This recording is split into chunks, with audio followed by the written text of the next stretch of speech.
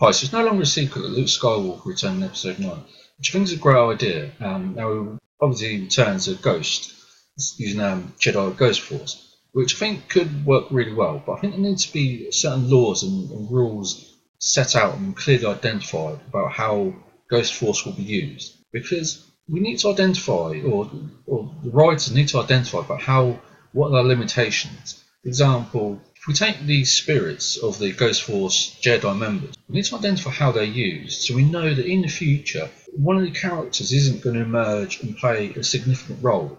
So you have like two characters fight on the ship, and then a Ghost Force member appears and changes the whole story. There needs to be a certain relation to how the characters can be used to make it logical and understandable and also believable. So if we take Yoda, for example, he came back in Episode 8, The Last Jedi, and I thought it worked really well. He gave Luke Skywalker advice. It was Yoda who convinced Luke Skywalker to come back and to help Rey, which I think was a great idea.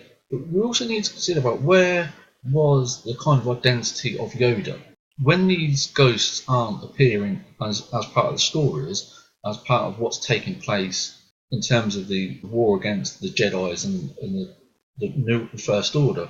What are they doing? Is it some sort of ether that disappears? Are they playing another role somewhere? To have characters appearing and disappearing, it's quite disturbing because it doesn't really make it appear coherent, and that's what needs to happen throughout Star Wars. The whole story always needs to be coherent. And also, what limitations for? Is it only other members of the Jedi that can see and interact with the Ghost Force? Now, that is quite logical because we saw Obi-Wan Kenobi talking to Luke Skywalker in the original trilogy. So Luke Skywalker knew that at some point that he may be able to come back as a ghost himself. But we need to have laws and rules identifying how Ghost Force can be used. For example, can a Ghost Force use a lightsaber? If you had Rey and Kylo Ren fighting each other in a lightsaber battle, but then a Ghost Force member of the Jedi was able to appear from nowhere, it would almost ruin the story and make it almost really incoherent.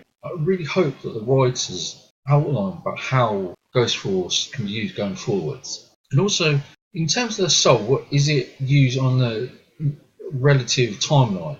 If Luke Skywalker is able to time travel and appear as a ghost, he could go back to when he was a young boy and pass on the information to him as a young boy, and that would really set or almost destroy the concepts of Star Wars and rewrite the complete history of Star Wars. So I think the writers need to really outline how the Ghost Force is going to be used. If it's going to be used regularly, we need to, as viewers, understand when it can be used and when it can't be used. For example, it almost suggests that only members of the Jedi can see this Ghost Force because the Ghost Force wasn't used in Rogue One, for example, where although they weren't members of the Jedi, that may suggest that someone like Yoda couldn't appear and give advice to the characters of a spin-off story. So it kind of does suggest that only members of the Jedi can see the Ghost Force, but we also need to make it really clear to viewers about how the Ghost Force can be used and when it can't be used. So if you have any comments below, any suggestions, any